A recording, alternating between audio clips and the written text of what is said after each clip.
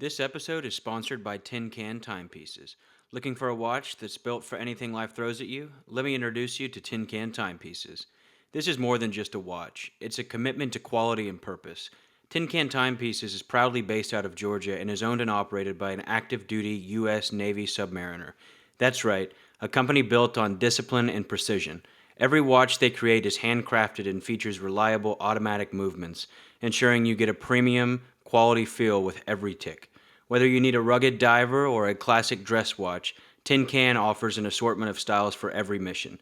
Tin Can Timepieces, hand built for purpose, built for the depths. Dive deeper and check out their collection today at tincantime.com. Good afternoon, everyone, and welcome to the pod staff. With me today, I have Mr. Pavel Picado. Thank you for being here, Pavel. Nice, man. So Pavel is a childhood friend. He now lives in New York City, so we're actually now at the Panerai store in New York City where he sells watches. So Pavel, I'll let you tell us a little bit about yourself. Thank you for allowing us to be here. Yeah. So I started in the watch industry for sales for a long time ago when I get out of college. And then I started making my way into working for a luxury brand like Panerai. I started back in Dallas though. Mm-hmm. And just kind of fast forward, we'll talk a little bit about some of the stuff that happened along the way, but eventually I find myself moving to New York City for what I do, which is selling watches. So what got you into watches? I've always been into watches. Yeah. But mainly it's been part of my family for a very long time. It's just generations of watchmakers mainly, not watch sales per se, mm-hmm. but they've been my grandfather, his 6 brothers, they're all watchmakers. My dad is a watchmaker, my uncle's a watchmaker. I grew up around luxury watches, and always kind of knowing about them, and this is how my family has built what we have now.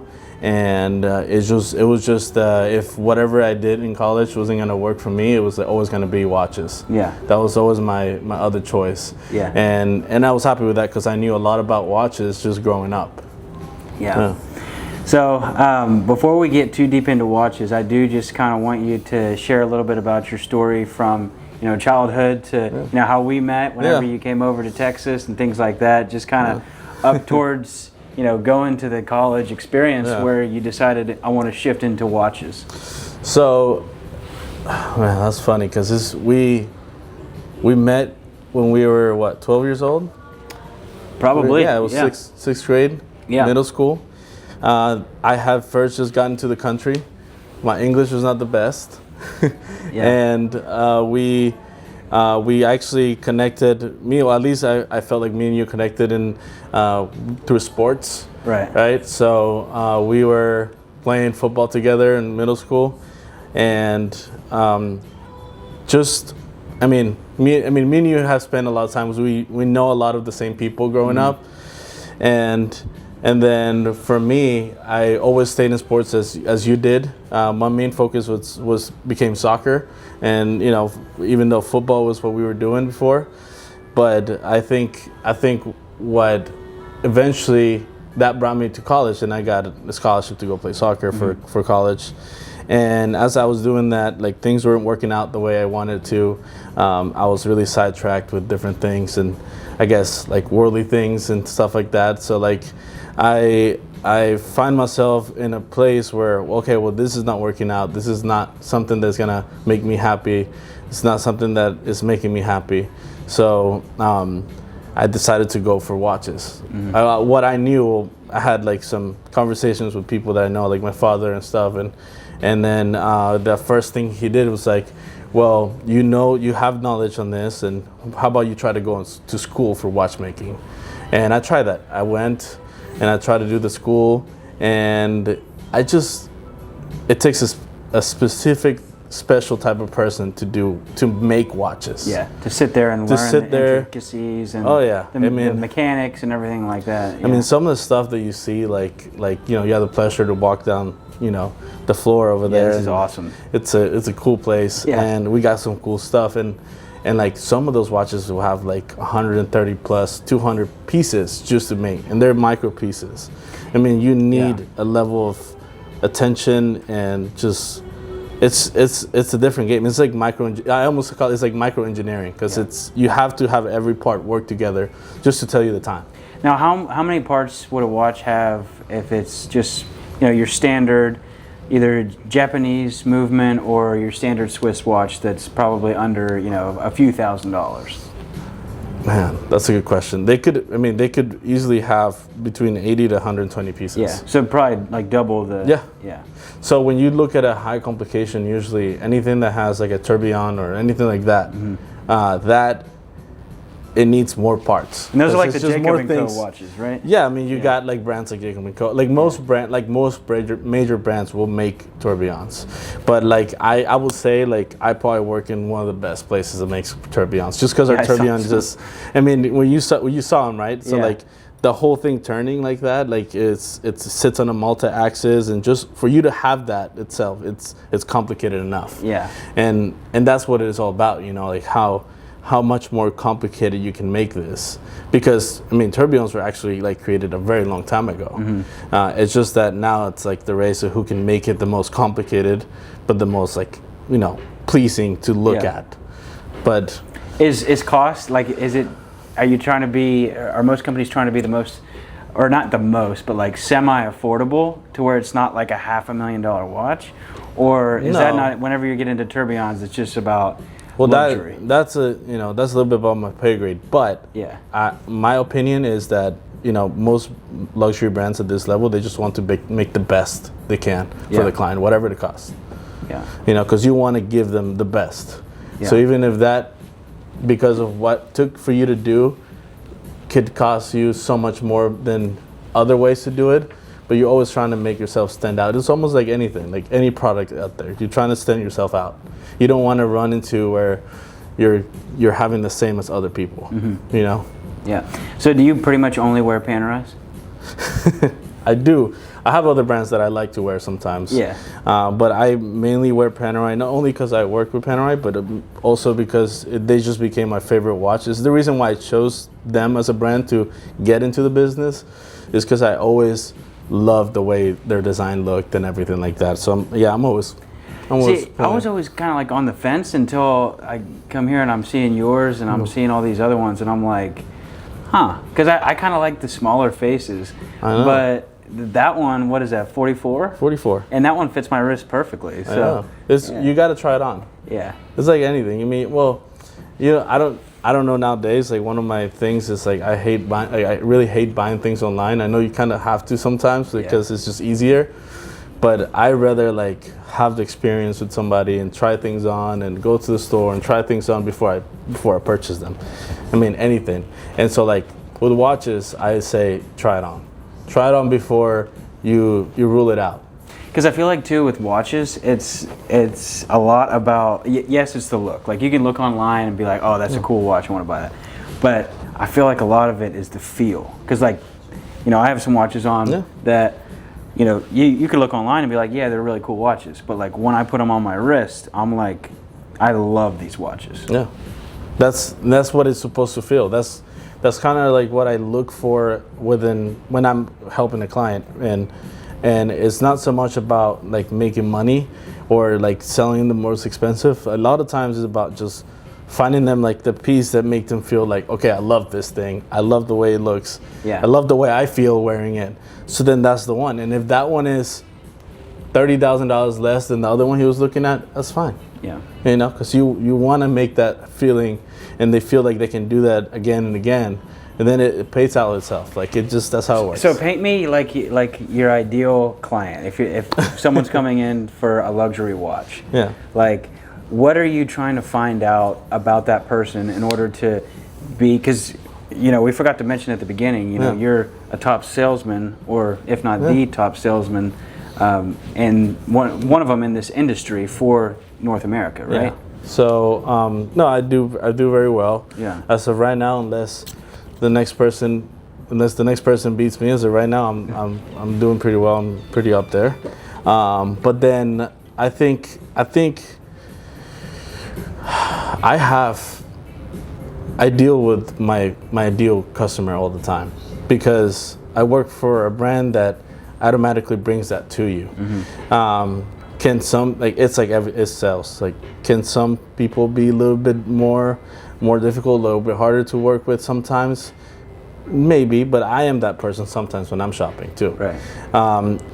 I think, to answer your question, my ideal guy, my ideal customer is somebody that wants to learn about the brand and is excited to learn.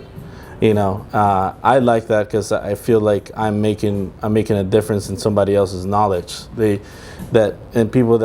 People that come in that usually can afford these pieces, they're businessmen, they're successful, they've done this, done that, they have already a lot of knowledge, and when they come in, and you can tell they're getting excited and they're learning, and there's like, oh, like I'm teaching this person. That light bulb's going Yeah, on. it's like something new that they weren't even thinking. Right. Like that's an exciting part for me. So like that's ideal because I feed off of that too. Then I start getting excited. I start getting excited. I'm like, okay, like we're both excited now. Like I don't, Yeah, it's like just being passionate about what you're talking about and selling and everything. Yeah. Exactly. I think that's cool.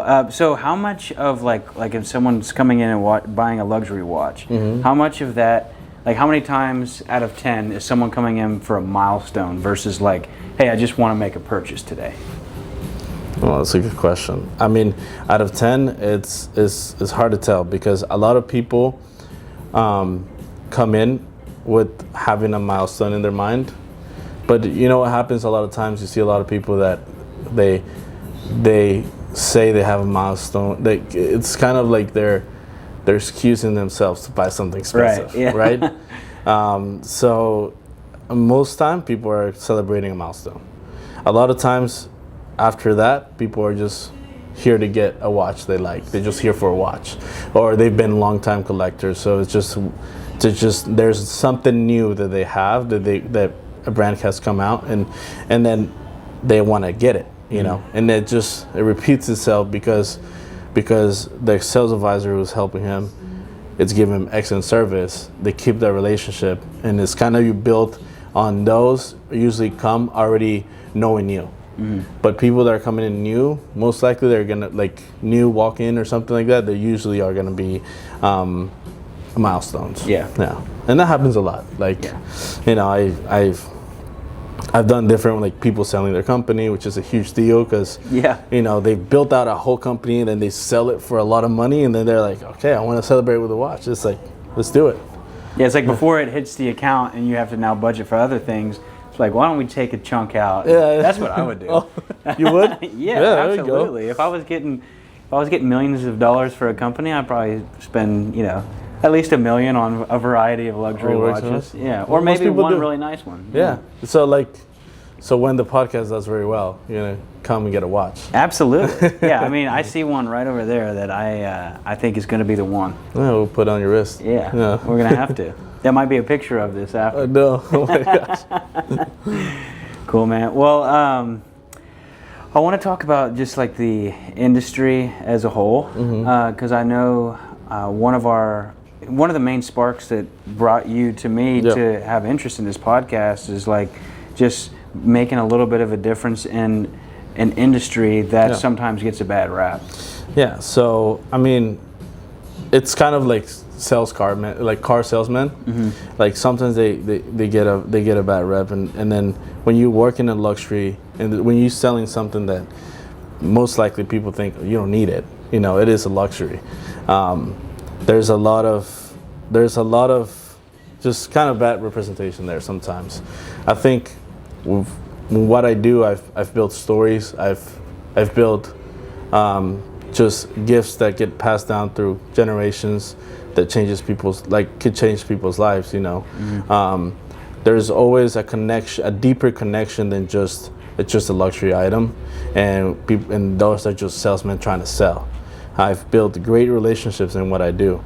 It's not that I only and most of my great friends now they've been clients of mine too. So they started as clients. Wow. And now they're like friends. We're just like you go have dinner with them or something. Yeah, and like I had one the other day, and he's a great guy. I connected you to him, Scott. Right. He called me. He said, Scott, if you're listening, hopefully you come on soon. He will. I'm sure he will. And I think he called me, and he was like, "Hey, Pavel, how you been, brother? I hope everything's good." I'm like, "Everything's good, Scott. How you doing?" He was like, "Well, my alarm went off today, and it said it's Pavel's birthday. I need to give him a call." Wow. And I'm like, "Scott, you really remember my birthday?" He was like, "Yeah, you mentioned it to me that one time we had dinner." And I was like, "Scott, that was the first time we met." Wow. So Yeah. and we actually met during my birthday that day. I was like, we were having dinner, and he was like, "Hey," he was getting to know me, and I was like, "Yeah, today's my birthday, so I'm enjoying it with you guys." And he remembered that, and he put it in his Dude. phone, and just Well, and that's nice, because I feel like, you've mentioned him before, and people like that, like very high level people that the world will consider extremely successful, things like that. And you would think that, even people like that, just on the surface, a lot of times get a bad rap before they're known, because Exactly. it's like some people like that, it's just so impressive that they pay attention to the little details. Yeah. Like there's times I'll admit I shake someone's hand, I'm like, "Hey man, how's it going? What's your name?" They tell me their name. I turn around, I forgot their name. Oh, yeah, that happens. And Yeah. it just like it's a very impressive when you come across people that pay attention to the little details from the jump like that. And that tells you, and that's something that I didn't have when I first started doing what I do. I learned it through them, because I was realizing that I've made an impact just in a conversation. I made an impact in their life so strong that they remember details about me. Right. So I started realizing it's like, well, this successful people, they think that, they feel as this is very important for them. Just taking knowledge of little details of the person you're getting to know. Right. Because a lot of times, this business people are about making people's lives better too, and they do it through their success. So that's when having a strong relationship is what makes you a great salesman. And it's probably a lot of times these people that are very successful, financially or in business and stuff, they didn't get that way from not paying attention to details and networking with everyone. Exactly. There's some that have some memory that, man, I was visiting another client down in Miami, and he was just telling me like a bunch of things that me and him have conversation about like 6 years ago. Yeah. And if he wouldn't have said anything, I probably wouldn't remember. Yeah. And I said, "Man, you have a crazy memory." He said, "So that's what it's about. Like, I've made my success because of that too." Yeah. So yeah, I was around someone like that one time where I was on a President's Club trip, and they were like we were doing these awards, and it was like probably 20 people that they had to remember like their accomplishments on. You would think like PowerPoint slide or like on the phone or something, just off rip. Like it was like doing this podcast, but actually spitting like factual things from the past. Yeah. Well, I was once in a training where an executive, it's like a high level executive, came in, and there was like 25 people like lined up, and that person was gonna do a presentation, so she was kind of introducing herself to everybody, but like the first thing she did was she went to every single person, and she said, "What's your name?" Right? And you're like, "Michael." And she goes like, "Okay, Michael, I really like your eyes, and I really like your shirt." And then she explained. She was like, "Thank you, bro. I appreciate that." Well, she would say something like that, and then what she explained is like, this is the best way I can have, because when I ask somebody for their name, and then I find something out of just visually that I like about them, or that then I will always remember that person. So I always remember Michael. So then when she left, she was like, "Thank you, Michael, with pretty eyes and good and nice shirt." She just went like that. Yeah, remembered everyone. And then later on, like 2 days later, we were sitting at a dinner, and she just knew everybody's name. I wonder if that's learned, or if that is something that like you're inherently like. I know you have to be conscious about it, but dude, I mean, if you put me in a room with 20 people and said, name them off at the end of this, there is absolutely no way, no matter how many compliments I gave them. Well, maybe that's what works for her. Yeah. But that's what I think. That's what high level people do. They find things that work for them, and they just like just exploded. I don't know how to, like, they just utilize it to the best of their ability. Right. And everybody has something like that special. You know, it might not be remember everybody's name, but it could be other things. Who's the most impressive interaction that you've had? It could be a famous person. It could be just a client that you've had. One time I was able to sell to a walk-in guy. His name is John Hamm. John Hamm, you said. But what was impressive about him is that he was like a super cool guy. Yeah. Like he was a super cool guy. And we go back to the same thing that you were talking about. Like, some people get bad reps, some successful people get bad reps sometimes because, you know, like media and all that stuff. And like, he was just super down to earth, cool guy. I mean, he knew what he wanted, and then like he just like stayed in touch, and super cool guy. Yeah. You know, and like I just had a pleasant experience. But my thing with him was that at first I didn't recognize him. And, really? Yeah. How come?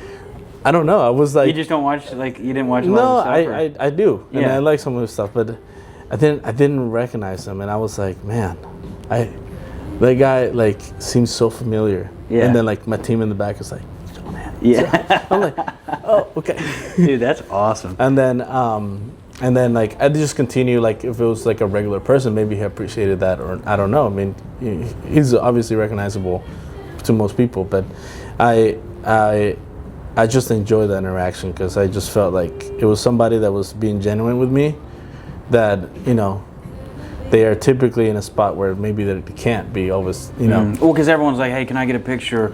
Dude, look, like they're pointing at you, taking pictures of you and stuff. And I feel like for someone that's well known, it's probably super refreshing to be like, hey, Pavel, looking at this watch. And you're like, cool, what do you need to know about it? Yeah, you know? It's like, well, what do you name, like for example, like in the middle of a conversation, I mean, before I was like, should I say like his full name, John Hamm, like, yeah, or should I say John? Yeah. Yeah. You know? Yeah, that's funny. I didn't even think about that. Or should I say Mr. Hamm? I don't know. Yeah. Well, for the sake of this, probably both. But well, yeah. But like, if he was to walk in, you'd be like, "Hey, John." Yeah. Right? Yeah. I mean, well, dude, Mad Men, what a G. Well, what yeah. a G. Yeah, 100%. Maybe he'll watch this. Maybe you can send this to him. I'll send it to him. I'd be like, hey, I let everybody know you're really cool. Yeah. Yeah. He's a cool guy. Yeah. But yeah, man, it's been like a crazy roller coaster because, and this is a highly competitive business, and just everything that comes into play when you're just selling a luxury item or a watch like this, there's a lot of things you got to think through, and especially if you're the buyer, if you're buying a watch, or if you're selling a watch, there's a ton of things you need to think through. Yeah.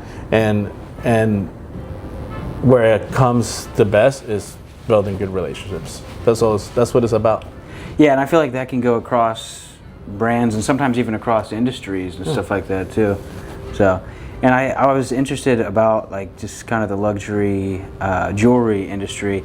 You know, you've taught me some of this, and I've heard this from others, to where it's like a lot of this stuff is very almost sacred feeling. You know, it's like it's like there's things that, you know, you and I have talked about that we are not going to talk about publicly, and you know, I think that's actually, you know, some people would be interested to know those things, but it is really cool that it's a very, like, it's almost like a large community that feels very tight knit in what is like a respectful way of going about the industry. Yeah, and then there is, because if you don't have that, then you lose trust, and people lose trust in you, and then a lot of your business is built in trust.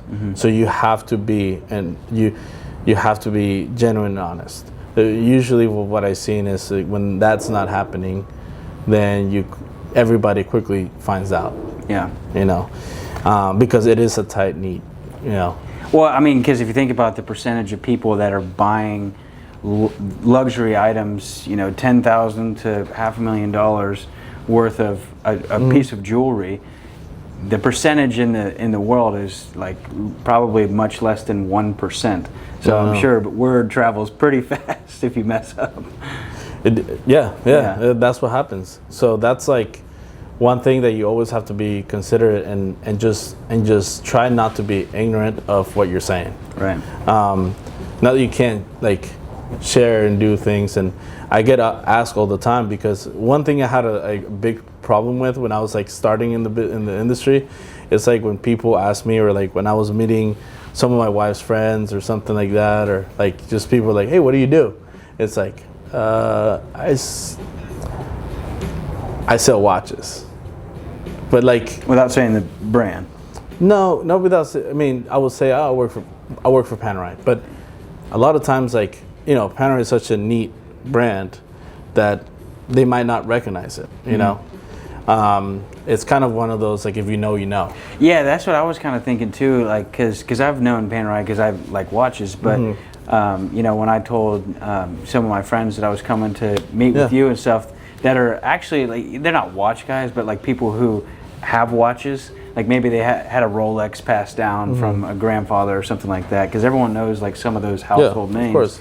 But I feel like this is a very unique, cool brand, and I think they have something with the Navy SEALs as well. Yeah, we've done some collaboration with the Navy SEALs. Yeah, because they're all divers, right? Yeah, and like the history of the brand really goes to like the like military, like DNA and utilitarian watches and things that you can use and strong and bold, and that's why there's like a nice connection with like the Navy SEALs that we've done for multiple years, and like the Marina Militare, which is like the Italian Marines. So that's what makes this brand unique, and like a lot of guys that we have a lot of guys that are they served and everything, and so they come in, they tell their stories, and like it's cool. Yeah, I feel like that's like a heartwarming way to sell a watch, is when someone comes in with a story like that. Well, yeah, and because it's like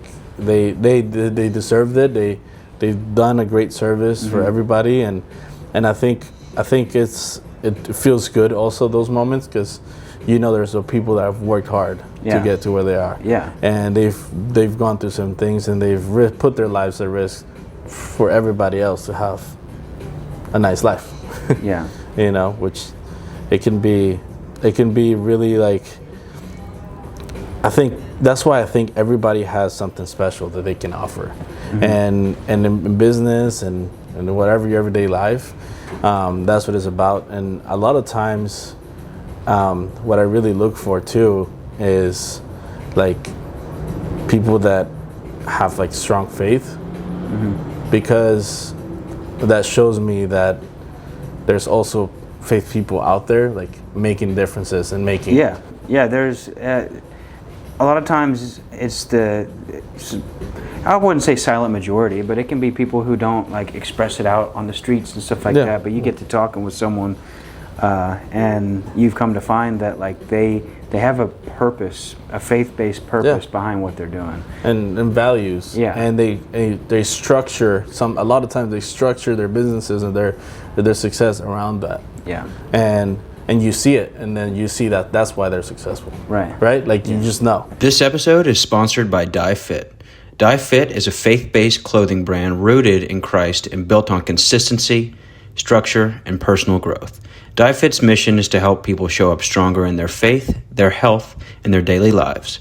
Check out their collection today at die-fit.printify.me. I want to continue the conversation on faith, because I know, like we mentioned at the beginning, that was a big reason that Pavel came to me and said, hey, I think that you and I could do some good things and reach some good people and the right people with this podcast and talk about faith in an industry that you don't hear a lot about it. Yeah. So, I mean, one of the biggest thing for me is just kind of leaving everything up to God, right? And that's hard already for a lot of people, but I had to learn how to do that, because you can get, especially in this industry, you can get very stressed. You can get, chasing numbers, and because it's a business, this is what you do.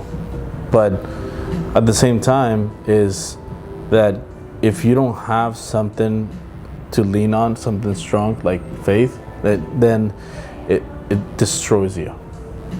At least for me, it would have destroyed me. Can you tell me about that? Yeah. Well, I feel like I was for a long time. I was running into.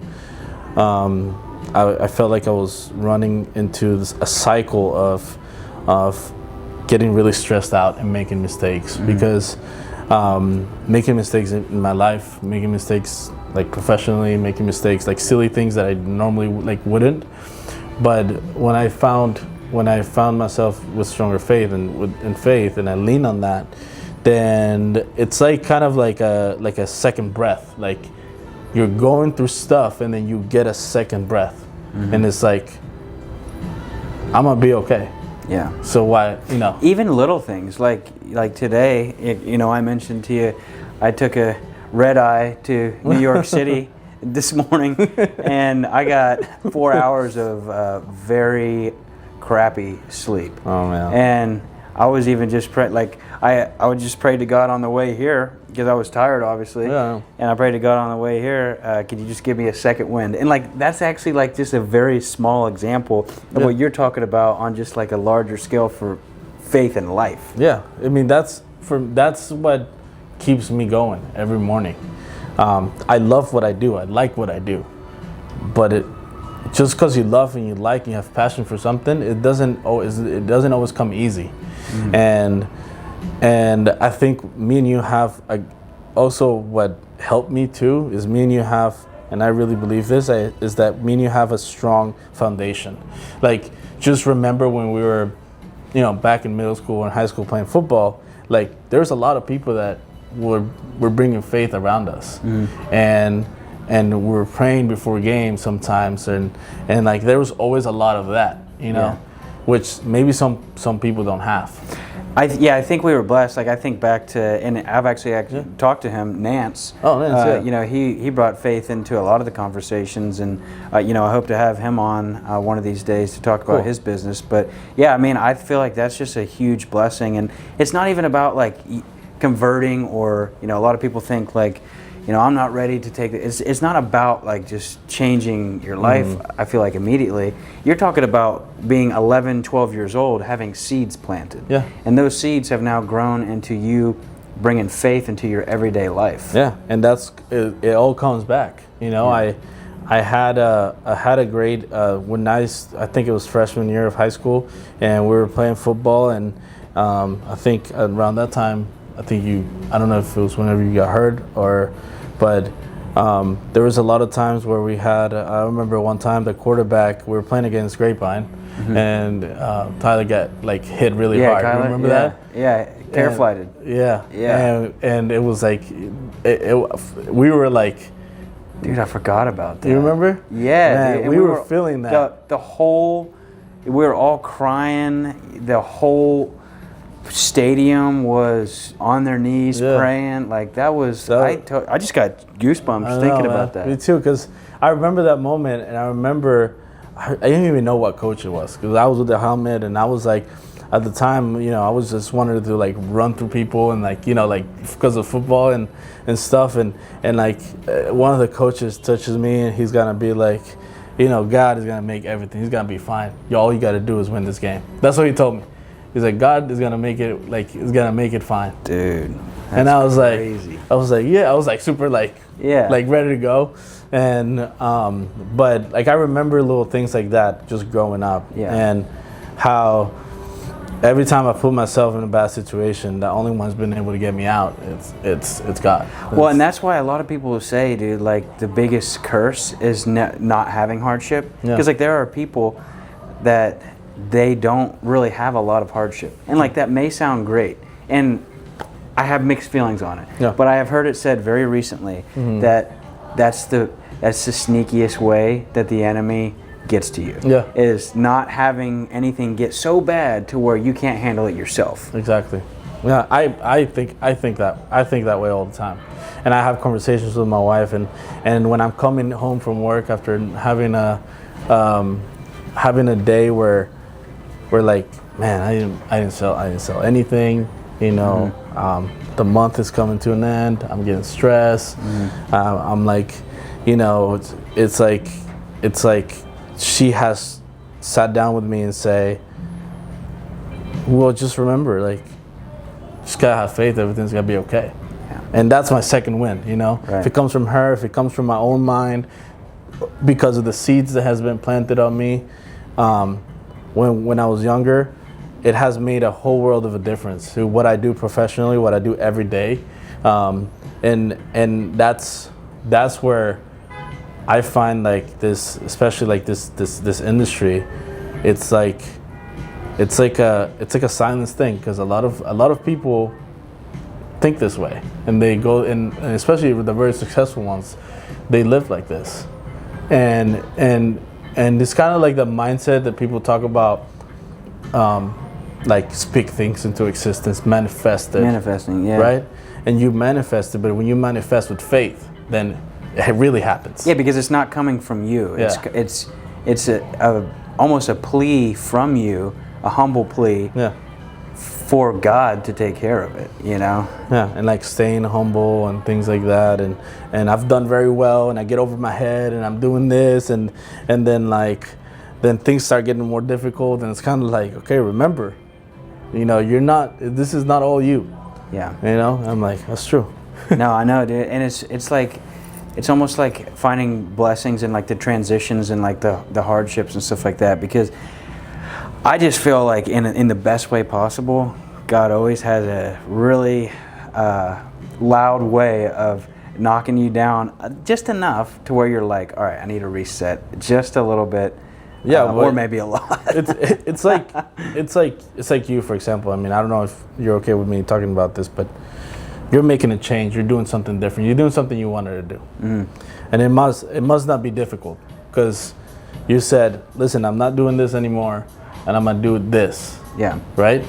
And then sometimes when you're in that situation, because I've been in that situation, I mean, sometimes I'm like, okay, what should I do? I don't know if I should just do it, if it feels right, if I'm gonna do it, but that's what faith comes in play. Yeah, and that's a tricky thing that you're talking about too, because it's not, for me, it's never clear as day. Yeah, there's maybe been like once or twice where it's clear as day, and I think that's like literally for me the definition of faith is like trusting, like resting on my laurels, to where it's like in my morals and my values and everything, to where it's just like, you know, I feel like at this point in my life, to make the recent change in my professional life that I've made to pursue something that I truly have, like, want to pursue, that wasn't just something that, you know, I've been praying or about it for a while, and the day I decided to do it, which was actually yesterday, was not the day that I woke up and said,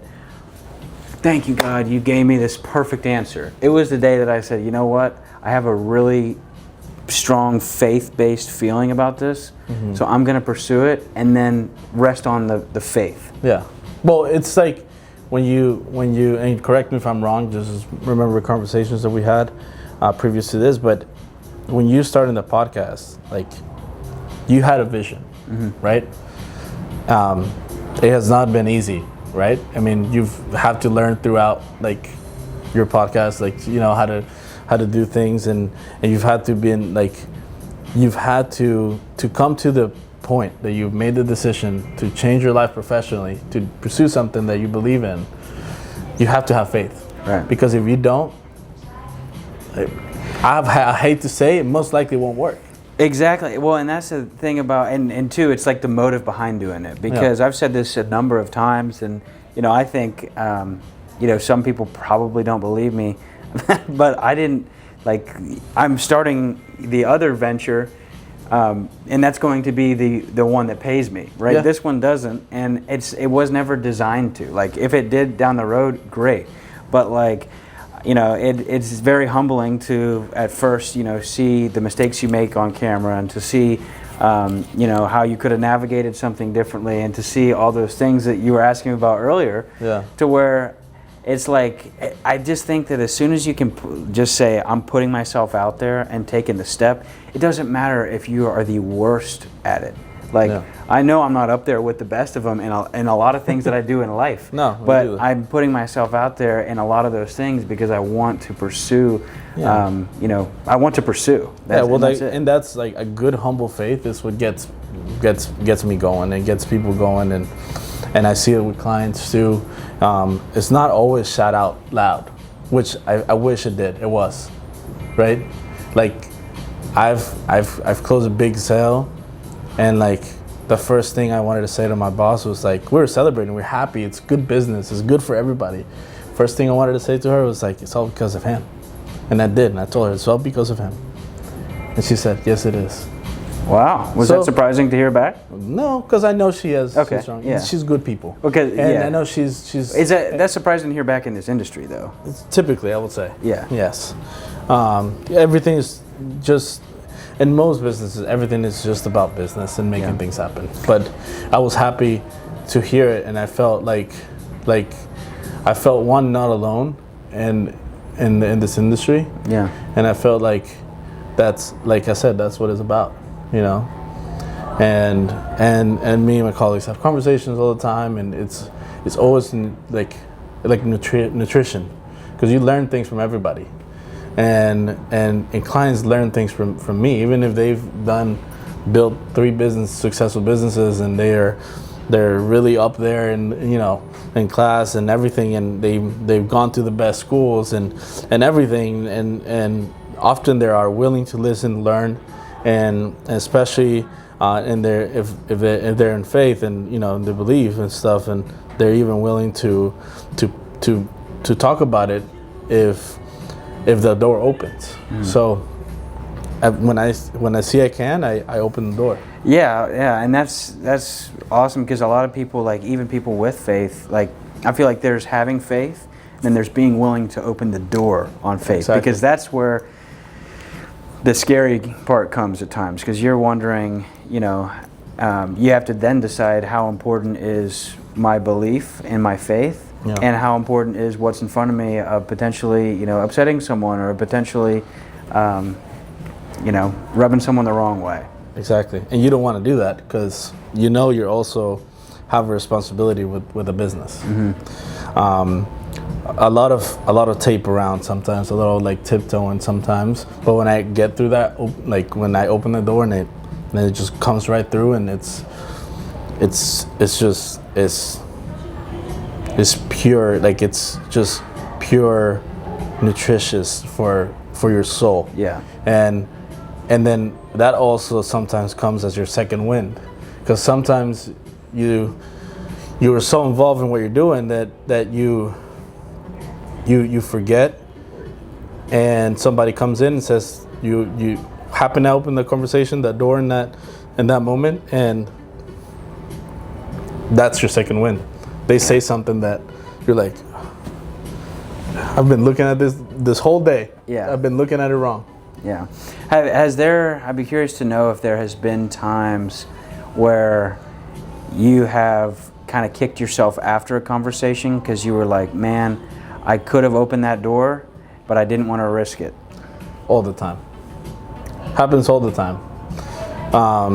Because I believe that, and this is one of the things that me and you talked, and part of why I wanted to do this is not to show, I'm like really good at what I do, because it's really to have this conversation and talk about faith. Well, and I feel like it's our duty to open that door to everybody. Yeah, and I think it's important to actually note, though, that like you are incredibly successful with what you do, which is why it's so important as well to talk about faith. I feel like too, because a lot of times people think that there's one or the other. A lot of times people see like faith and Christianity, or just faith in general, as just this. You have to stay poor. You have to, it's all peaceful. It's all just kumbaya, and that's just not really. I mean, I'm sure it can be like that in some circles, but for me, sometimes my faith makes me want to run through a wall in the best way possible to break down some barriers and go pursue something, and it's very motivating and liberating, like listening to a rap song or something. I agree. No, I agree. That's what, and just going back to I mean, at a professional level, that's what gets me going. Just pure faith. Do I enjoy the money, or do I enjoy this? Do I enjoy the success that I get? I do. right? But I do, especially when I know it's because of faith. And when it's not, or when I didn't put faith first and good things do still happen, doesn't feel as good. When even maybe a smaller thing happened, a smaller change, or a smaller success happens, but I know it's with faith. Like, I enjoy those way more. Yeah. A lot of times, and Because they're lasting. yeah, and those, I talk about them all the time, and that's what I go for, and at a personal level, it's been the thing that has me going. I told you about my son. He was born with a heart condition. He was born in Costa Rica. At that moment, I was waiting for my wife and my family's like papers to come through together so I can bring him over with me. And it was hard because I had to travel once a month to go see them. And just coming home, like the other day, a client asked me like, "How'd you feel that like when you were going through that?" Because like he's like, I can't see myself not coming home to my family.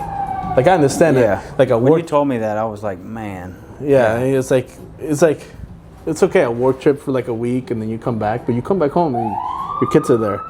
Like, a lot of times what I was going through is like I would come home every day for it was like for 4 years, and they were not there. I couldn't hug them. I couldn't like give them like the love I wanted to give them. I couldn't plant it. I didn't have chance to plant seeds like I wanted to plant seeds on my kids, especially with faith, which now I'm grateful because I'm able to do it every day. I met them today. They seem like wonderful kids. Yeah, so they're cool you, kids. Man. But my son, he was born with a heart condition, one that was so difficult that he just didn't have full oxygen, and they needed to do an open heart surgery. And Costa Rica happened to be the only hospital in Central America that has the machine to do that. But there's a long list. And the more time he spends without oxygen, the most dangerous it is. Or at least with the amount of oxygen that we need. So for the whole thing was already so just, I didn't know where to turn, because at that point I thought my faith was strong, and then I realized it's not strong enough, because why is this happening, right? So I remember having great conversations with clients, even through this, while I was working, while this was happening, and a lot of my closest clients are worried, they cared, and then one went so far that like helped, like he extended a hand to be like, what can I do, you know? But that was when I found my faith. Was I was sitting there crying with my wife about the whole thing. We couldn't figure it out. How can we fix this? And then we prayed, and then my I don't know if I mentioned to you this, but my mom pulled me aside, and my mom said, "What's going on with you? You've always been the guy in our family that claims about faith and says you just got to put everything in his hands." I said, "Man, that's true." So I prayed, and then things just started. Like, also, my good friend, he made a couple calls. A team of doctors from the U.S. to a foundation flew to Costa Rica and was taking care of the most critical surgeries, and my son was one of them. So they got him right through, right on my birthday. Yeah, and you said the chances of that actually happening through regular avenues was like impossible. It was impossible. Yeah. And we were just waiting and waiting and waiting, and then I told my wife, "It's like, everything's gonna be okay. I know, that's my faith." And then we went to see the doctor, and they break down what they do with the surgery, and they told me we'll hook him up to the machine to stop his heart, but keep him alive. And that was scary. I was like, whoa. Like, it's a little baby. I mean, at that point, he was like 3 months old. Yeah. Like, I was worried. And then the guy who was explaining everything, he said, the doctors came in, they looked at his heart, they're like, we don't know what you believe in, but it is a true miracle that he's alive. Because the only reason he's alive is because the side of his heart that's pumping the right amount of blood with oxygen has a hole that shouldn't be there. And two things, that hole is the thing that has kept him alive. If he didn't have that hole, that imperfection in his heart, he would have born. As the moment he would come to birth. The moment he would come out, he would have been dead. Wow. And then that hole is perfect for us to move the vein that puts the oxygen on that side of the heart, so it can work like a normal heart. It's a corrective thing. He's gonna be 100% a normal, like a normal heart, normal kid, normal person after this surgery. And there's no science to explain how this happened. There's no, like, it's truly just a miracle. And that's when I was like, man, like for me, it was like, okay. Yeah, that's, thank you for sharing that. Yeah. That's, it's like whenever you told it, you know, a version of it to me the first time, I was like, I felt that lump in my throat of like, wow, this is, like, God is amazing, amazing. There's no other explanation. Yeah. I mean, wasn't my faith, or it was just like people say to me like, oh, God has a plan for your kid. Mm-hmm. God has a plan for this. I just know that it was him. Yeah. And I'm just so grateful. Yeah.